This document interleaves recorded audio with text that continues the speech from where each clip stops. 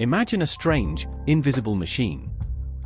It sits in your pocket, or maybe it lives in your bank account. You don't see it working, but you feel its effects every single day. Every 2 weeks, you wake up, you go to your job, you trade your time and energy for money, and you feed that money into the machine. And every 2 weeks the machine quietly, efficiently, eats almost all of it. It doesn't eat it violently, like a shredder. There's no dramatic crunching sound. It eats it softly, gently, like a slow drip of water wearing away a stone. A little piece for the landlord. A little piece for the grocery store. A little piece for the car loan. A little piece for the insurance company. A little piece for the streaming services. A little piece for the government in taxes. A little piece for the restaurant that delivered dinner when you were too tired to cook. Drip. Drip. Drip. And by the time you finally have a moment to look, to really check the balance, there's almost nothing left. Maybe a few dollars trickling into a savings account, but never enough to feel truly safe. Now here's the really strange part, the part that sounds almost like a conspiracy theory but is actually just basic economics. Most people believe that machine is helping them. They look at it with pride. They call it a good job, a steady career, a source of security. But what if the system is actually designed to do something else entirely? What if your salary, your steady paycheck, isn't actually designed to make you rich? What if it's designed to do the opposite? What if it's designed to keep you just comfortable enough, just busy enough, and just financially dependent enough to keep you coming back, week after week, year after year, until you're 65? Today, we're going to break down something I call the salary trap.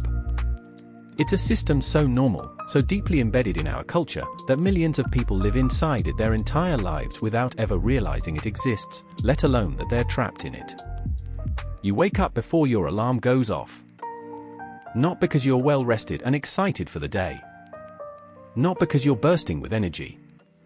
You wake up because your body has been trained. It's been conditioned by years of repetition. Your internal clock knows the routine better than you do. The same dark room. The same heavy feeling in your chest. The same shower. The same coffee, made the same way, in the same mug. The same traffic, the same crowded train, the same familiar faces you never actually talk to. The same desk, the same computer, the same fluorescent lights buzzing overhead. Day after day. Week after week. Year after year. And you tell yourself something important. You tell yourself a story that makes it all okay. You say, "This is stability. This is what being a responsible adult looks like. I have a good job. A good salary. Benefits. Security. This is the dream." And it is, compared to the alternative of being unemployed or struggling.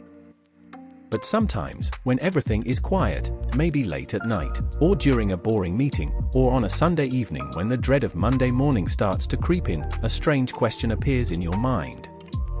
It appears like a small crack in the wall. Why do I make more money than I've ever made before, yet I still feel exactly the same? Why do I still feel broke? Why do I still feel anxious? Why do I still feel like one wrong move could bring everything crashing down? That question, that tiny crack, is the beginning of awareness. It's the first sign that you might be living inside a trap you don't yet understand. Let's make this real. Let's create a person we'll call Elon. Not the famous one, just a regular guy. Elon is 34 years old. He works in marketing for a mid-sized company. He earns $85,000 a year. Now, in most of the world, $85,000 is a lot of money. It's more than most people in his country will ever earn. By any objective measure, Elon is successful. From the outside, looking in, his life looks great. He has a nice one-bedroom apartment in a decent part of town. It's not a penthouse, but it's comfortable. He has a reliable, relatively new car in the parking garage. It's not a luxury brand, but it's nice. He has the latest iPhone, an Apple Watch, and a pair of AirPods that are almost always in his ears.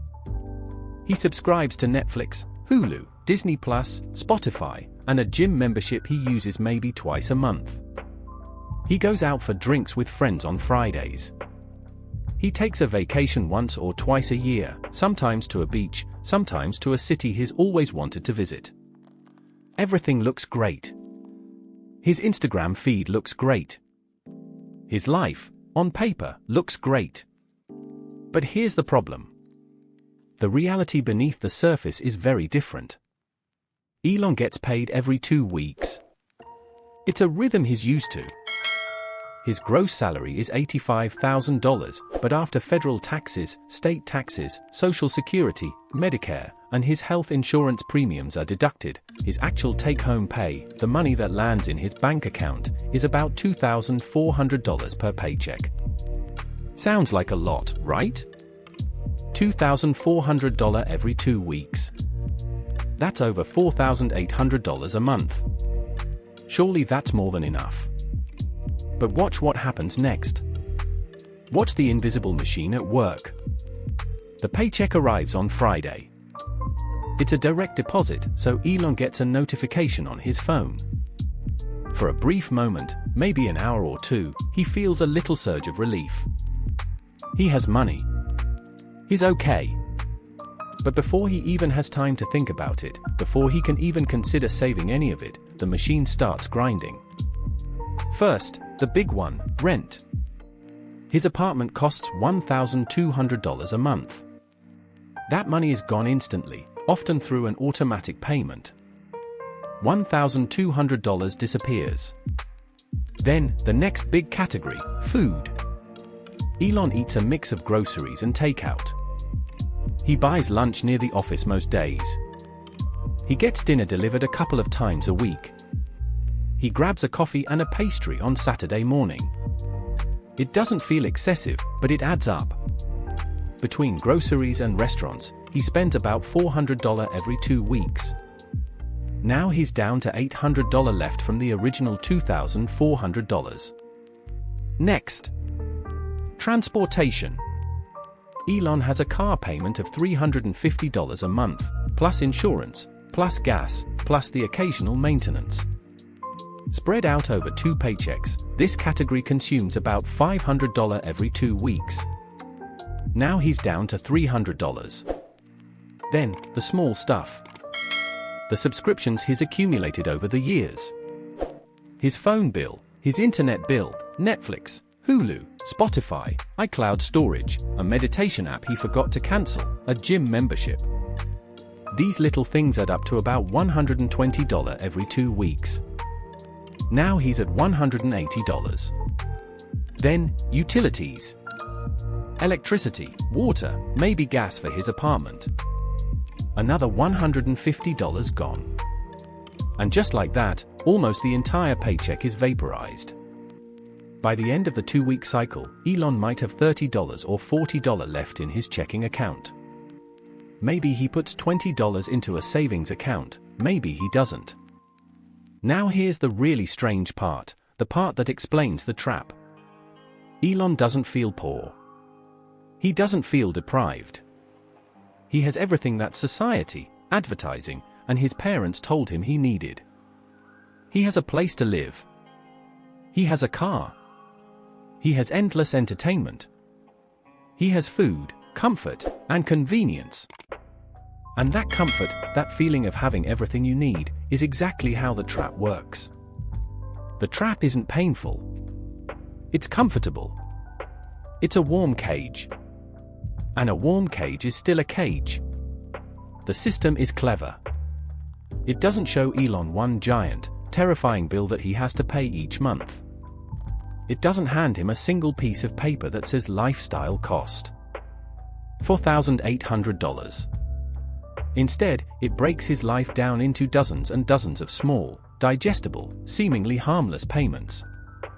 And the human brain is terrible at processing small numbers.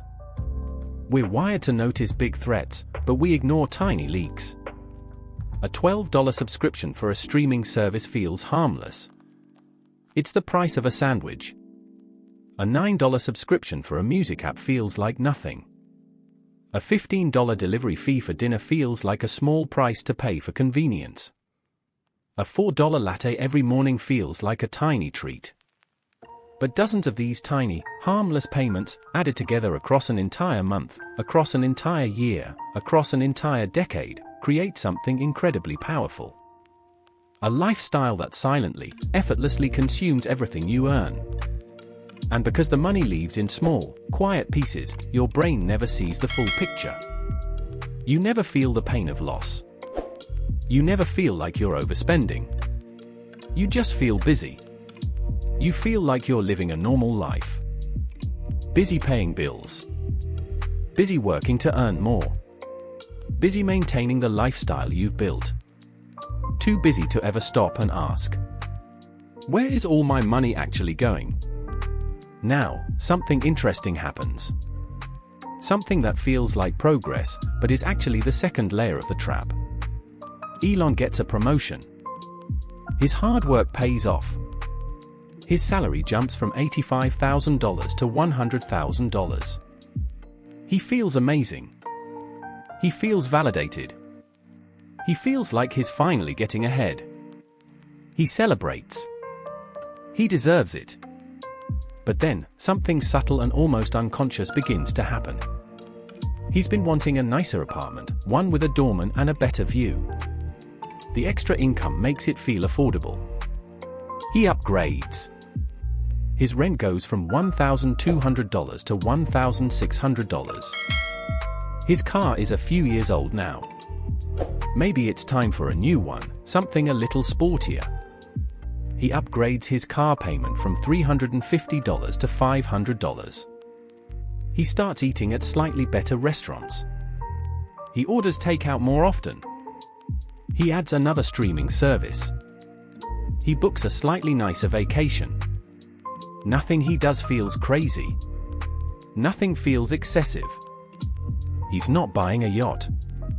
He's just upgrading his life a little bit in 100 small ways. But those small upgrades quietly absorb the entire raise. By the time he's settled into his new income, his expenses have risen to meet it perfectly.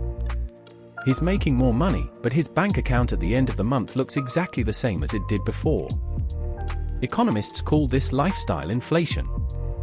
But there's another way to describe it. It's like a shadow.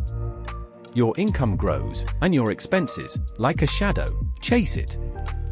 They are always right behind it, always matching it, always keeping you in the same place relative to your money. You run faster, but the shadow keeps pace. You never pull away. Now Elon is making good money. $100,000 a year. He looks successful. He feels successful, at least most of the time. But he also has something new. Something he didn't have when he was making less money. He has financial commitments. A higher rent that requires his salary. A car payment that requires his salary. A collection of subscriptions that require his salary. A lifestyle that is now built on the assumption that his $100,000 income will continue forever. Now, imagine Elon wakes up one morning and realizes he hates his job. He's burned out. His boss is difficult. The work feels meaningless. He wants to quit. He dreams of taking a few months off, or starting his own business, or just finding a job that doesn't make him miserable. Could he do it? Maybe. But only for a very short time.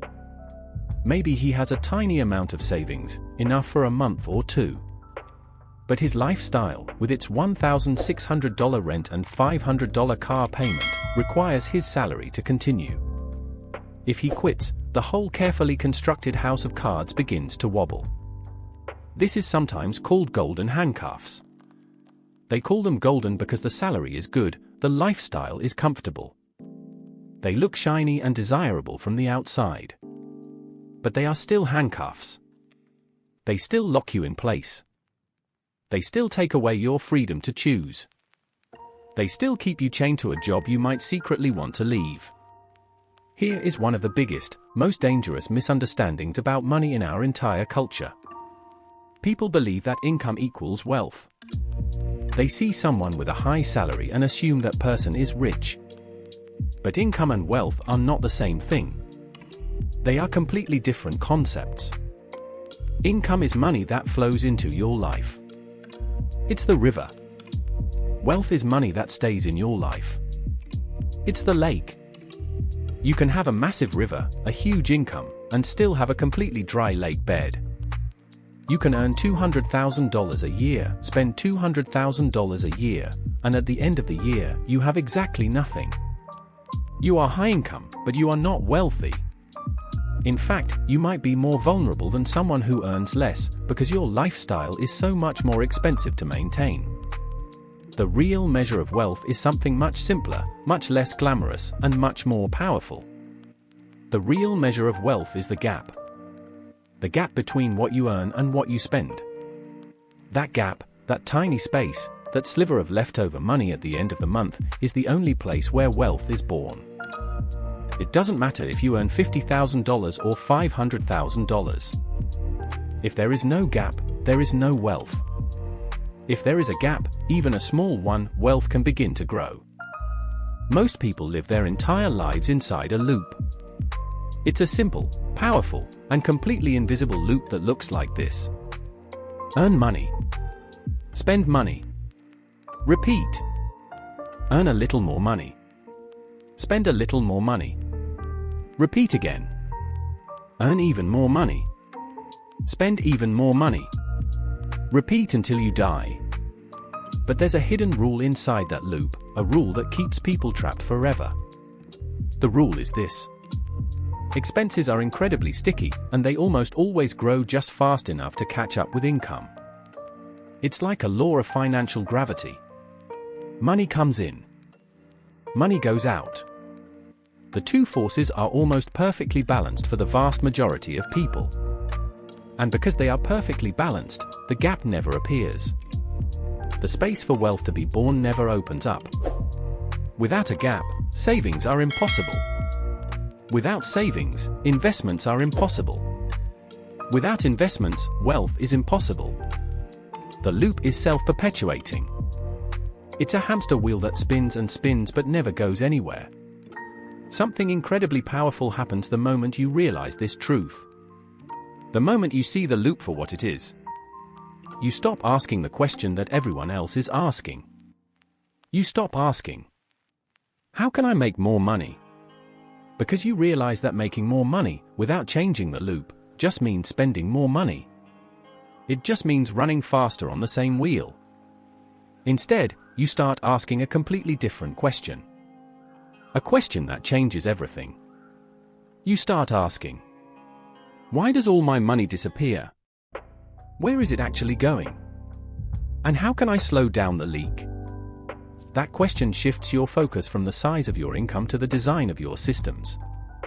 It moves your attention from earning to keeping. And that shift in attention is the first step toward escaping the trap. Escaping the salary trap does not require you to quit your job today. It doesn't require you to become a monk and live in a cave. It doesn't require extreme deprivation. It requires 3 simple, but powerful, shifts in how you think and act. Shift number 1. Separate your income from your lifestyle. This is the hardest, but most important, shift. It means making a conscious decision that when your income grows, your lifestyle will not grow at the same speed. It means creating a rule for yourself. When you get a raise, you decide in advance.